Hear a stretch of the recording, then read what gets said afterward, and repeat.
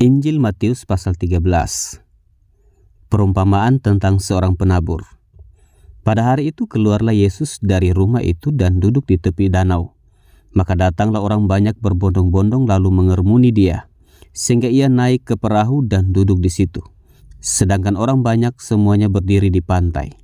Dan ia mengucapkan banyak hal dalam perumpamaan kepada mereka. Katanya, adalah seorang penabur keluar untuk menabur. Pada waktu ia menabur, sebagian benih itu jatuh di pinggir jalan. Lalu datanglah burung dan memakannya sampai habis. Sebagian jatuh di tanah yang berbatu-batu, yang tidak banyak tanahnya. Lalu benih itu pun segera tumbuh karena tanahnya tipis. Tetapi sesudah matahari terbit, layulah ia dan menjadi kering karena tidak berakar. Sebagian lagi jatuh di tengah semak duri. Lalu makin besarlah semak itu dan menghimpitnya sampai mati. Dan sebagian jatuh di tanah yang baik lalu berbuah. Ada yang 100 kali lipat, ada yang 60 kali lipat, ada yang 30 kali lipat. Siapa bertelinga, hendaklah ia mendengar. Maka datanglah murid-muridnya dan bertanya kepadanya, "Mengapa engkau berkata-kata kepada mereka dalam perumpamaan?" Jawab Yesus, "Kepadamu diberi karunia untuk mengetahui rahasia kerajaan sorga, tetapi kepada mereka tidak. Karena siapa yang mempunyai, kepadanya akan diberi, sehingga ia berkelimpahan. Tetapi siapa yang tidak mempunyai, apapun juga yang ada padanya akan diambil daripadanya.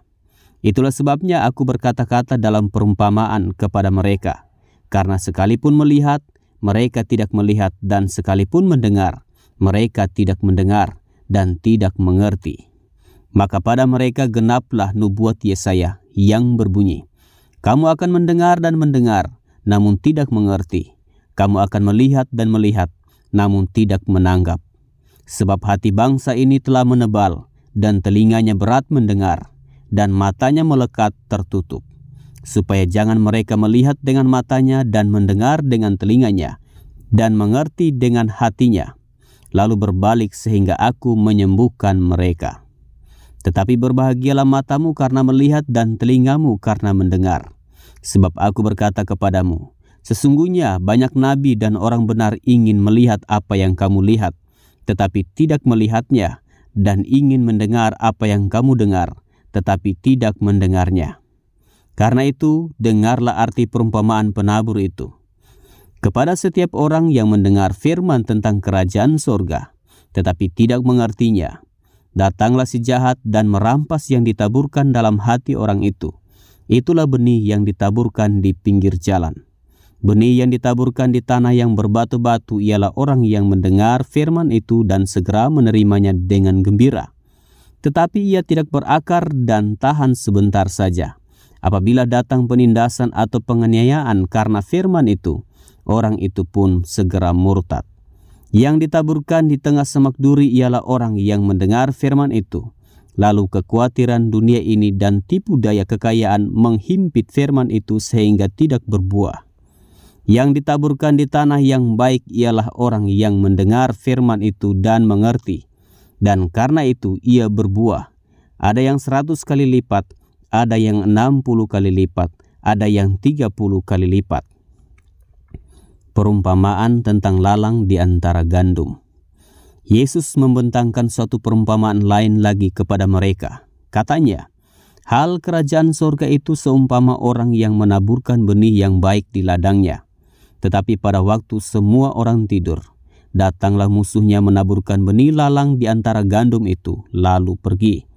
Ketika gandum itu tumbuh dan mulai berbulir, tampak jugalah lalang itu. Maka datanglah hamba-hamba tuan ladang itu kepadanya dan berkata, "Tuan, bukankah benih baik yang Tuan taburkan di ladang Tuan? Dari manakah lalang itu?" Jawab tuan itu, "Seorang musuh yang melakukannya." Lalu berkatalah hamba-hamba itu kepadanya, "Jadi maukah Tuan supaya kami pergi mencabut lalang itu?"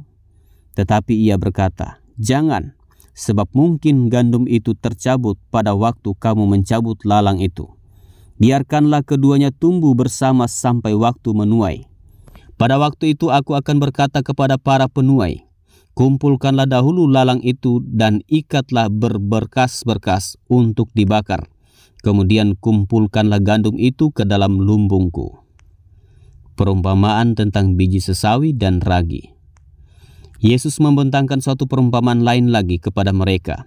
Katanya, hal kerajaan sorga itu seumpama biji sesawi yang diambil dan ditaburkan orang di ladangnya. Memang biji itu yang paling kecil dari segala jenis benih.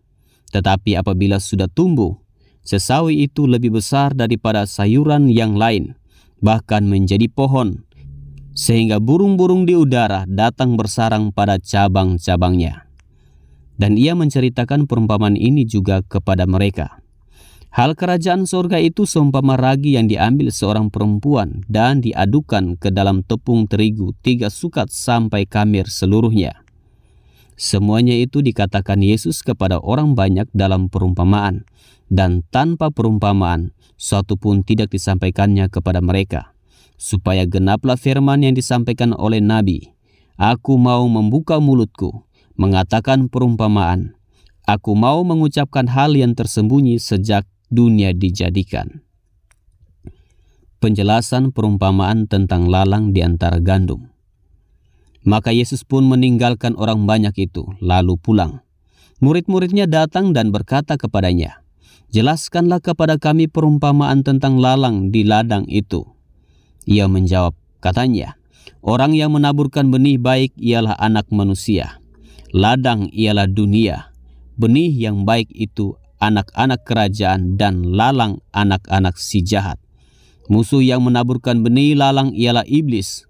Waktu menuai ialah akhir zaman, dan para penuai itu malaikat. Maka seperti lalang itu dikumpulkan dan dibakar dalam api, demikian juga pada akhir zaman. Anak manusia akan menyuruh malaikat-malaikatnya, dan mereka akan mengumpulkan segala sesuatu yang menyesatkan dan semua orang yang melakukan kejahatan dari dalam kerajaannya. Semuanya akan dicampakkan ke dalam dapur api. Di sanalah akan terdapat ratapan dan kertakan gigi.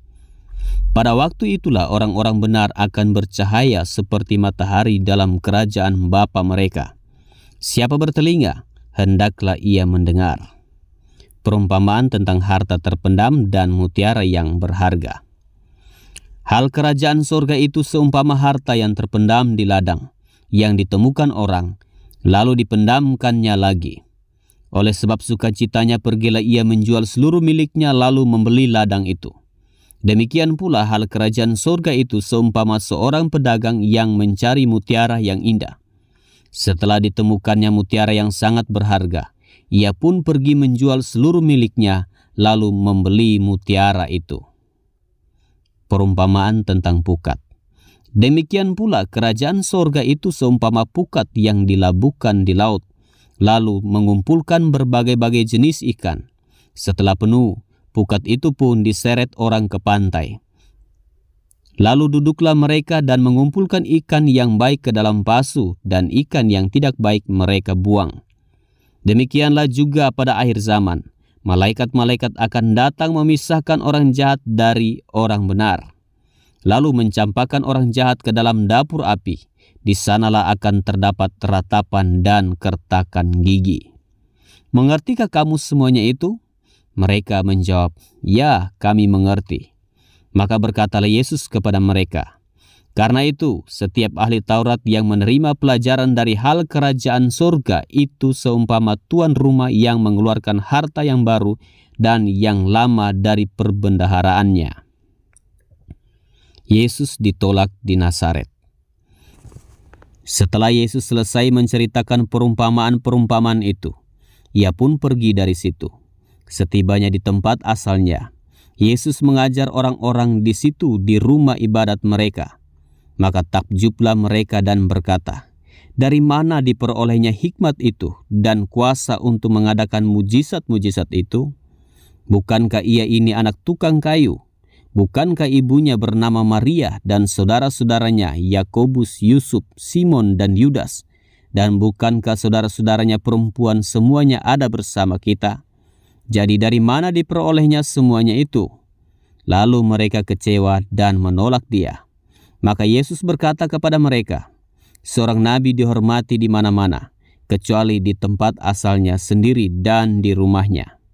Dan karena ketidakpercayaan mereka, tidak banyak mujizat diadakannya di situ.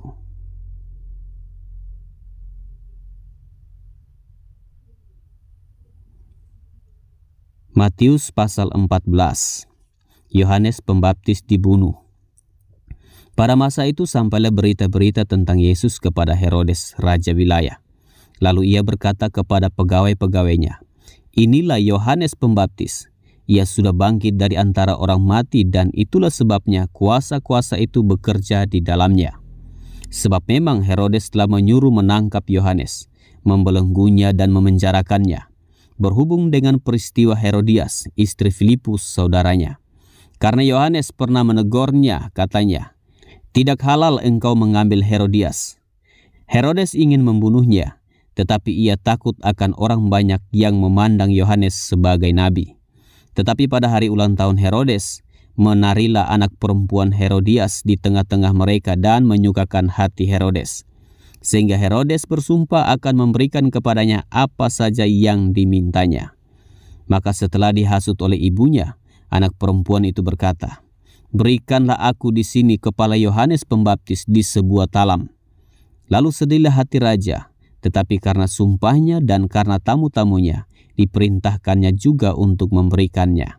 Disuruhnya memenggal kepala Yohanes di penjara, dan kepala Yohanes itu pun dibawa orang di sebuah talam, lalu diberikan kepada gadis itu dan ia membawanya kepada ibunya.